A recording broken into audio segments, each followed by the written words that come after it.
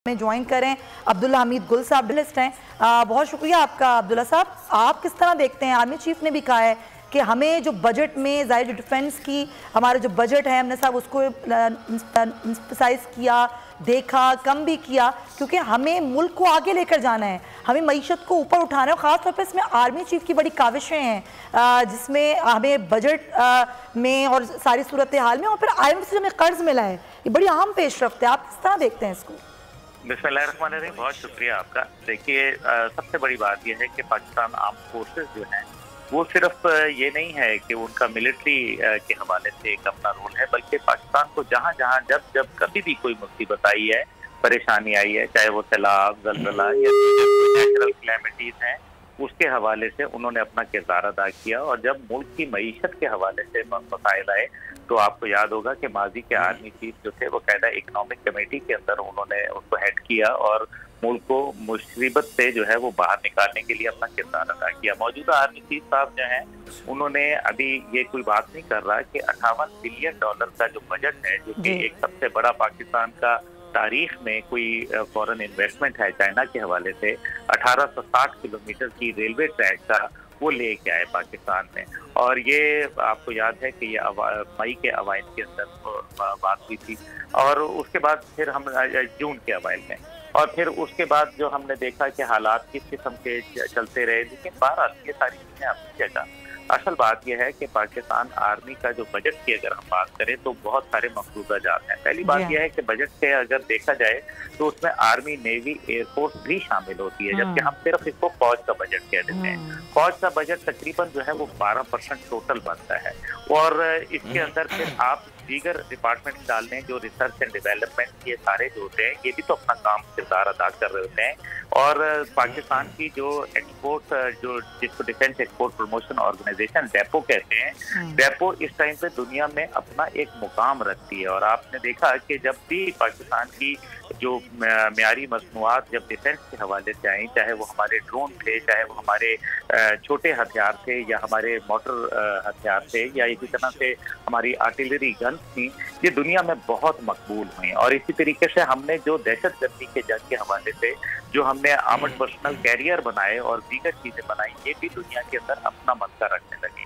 पाकिस्तान के अंदर जो JF-17 थंडर जहाज है उसके हवाले से हमें पहले ही हम कई ऑर्डर जो है वो डिलीवर कर चुके हैं। जिसके अंदर मैं अगर खता कलामी करूं, मुझे जरा एक सवाल, क्योंकि हम मईशत के हवाले से कर रहे हैं, आपने उसी बड़े अहम मौजू की तरफ कहा कि जी हमारी डिफेंस एक्सपोर्ट्स में क्या पोटेंशियल है, और यकीनन वो पोटेंशियल जो है वो बढ़ता जा रहा है और पाकिस्तान की अपनी दिफाई ज़रूरतों को पूरा करे, बल्कि हमें कीमती जो है ज़र मुबादला भी ला के दे रहा है।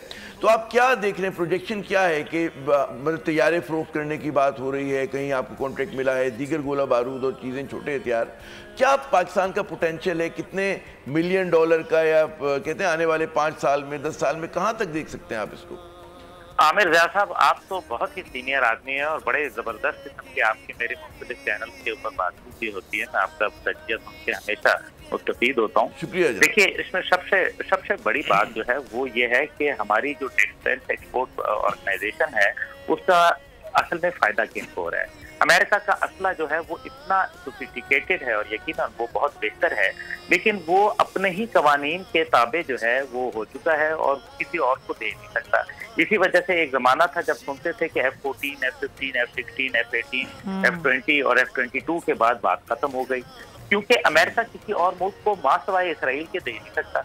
नतीजा ये हुआ कि उसकी डिमांड तो मार्केट में है लेकिन वो बेच नहीं सकता, अगले खरीद नहीं सकते उस कीमत के ऊपर, क्योंकि शराइत आए हैं। पाकिस्तान को ये फायदा है कि वो तमाम ममालिक जो अफ्रीका के हैं या इस तरह से यूरोप के भी कुछ ममालिक उसके अंदर हैं, वो पाकिस्तान का असला खरीद सकते हैं आसानी से, और ये प्रैक्टिकल असला है और हमने इसको वॉर ऑन टेरर के अंदर इस्तेमाल करके इसको ट्राइड एंड टेस्टेड है। इसलिए मेरा ख्याल है कि अगर हम चाहें तो तुर्की की बुनियाद के ऊपर, जिस तरह से तुर्किया के अंदर असले की इंडस्ट्री जो है वो चलना शुरू हुई, लेकिन उसकी तारीख 1923 से भी पहले की शुरू होती है।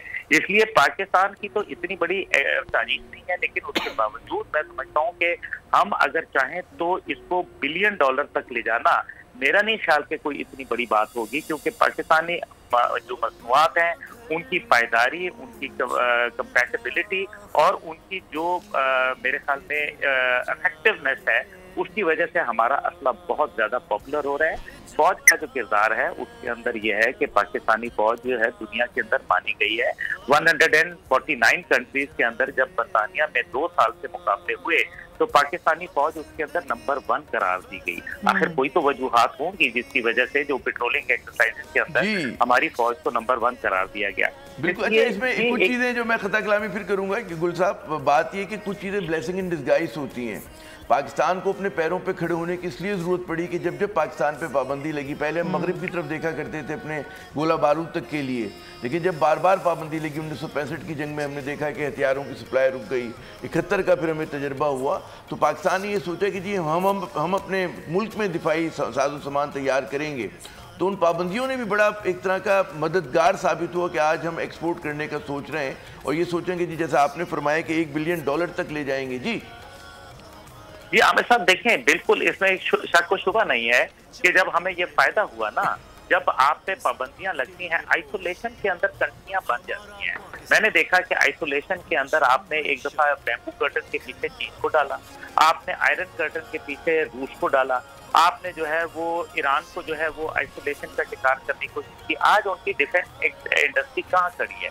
इसका मतलब है कि डिफेंस इंडस्ट्री में बहुत पोटेंशियल है। लेकिन साथ साथ जो अफवाज पाकिस्तान के, अगर ये बहुत सारे लोग बड़े, क्योंकि मैं एक कंट्रोवर्शियल सब्जेक्ट की तरफ आ रहा हूँ आपकी इजाजत से, कि जी डिफेंस हाउसिंग सोसाइटीज, आखिर क्या वजह है डिफेंस हाउसिंग सोसाइटीज? पहली बात यह है कि क्यों लोग डिफेंस हाउसिंग सोसाइटी में लेते हैं। उनको मालूम है कि उनके प्लॉट पे कभी कब्जा नहीं होगा, उनको पता है कि इसके अंदर कभी 2 नंबरी नहीं होगी, उनको मालूम है कि उसके साथ ही कोई हाउसिंग सोसाइटी होती है, लेकिन उसकी कीमत इसलिए कम होती है क्योंकि आपको तहफ़्फ़ुज़ नहीं होता। अफवाज पाकिस्तान का सबसे बड़ा बात यह है कि तहफ़्फ़ुज़ का आपको फायदा होता है।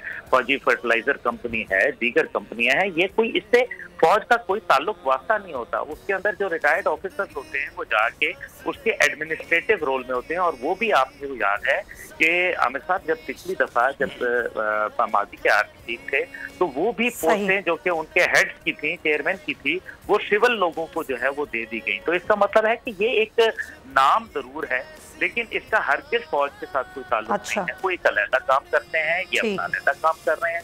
और मेरा ख्याल है कि फौजी मसनूआत जो हैं, जो कि दिफाई मसनूआत हैं, उनका एक बहुत बड़ा पोटेंशियल है और वो पाकिस्तान उस पोटेंशियल को $1 बिलियन तो कोई मामूली बात है कि अगर हम ये करें, इससे बहुत ज्यादा हम अचीव कर सकते हैं, बहुत ज्यादा अचीव कर सकते हैं डेफिनेटली। और इस पर काम भी बहुत हुआ है और हो भी रहा है। अब्दुल्ला हमीद गुल साहब, बहुत शुक्रिया आपके वक्त का।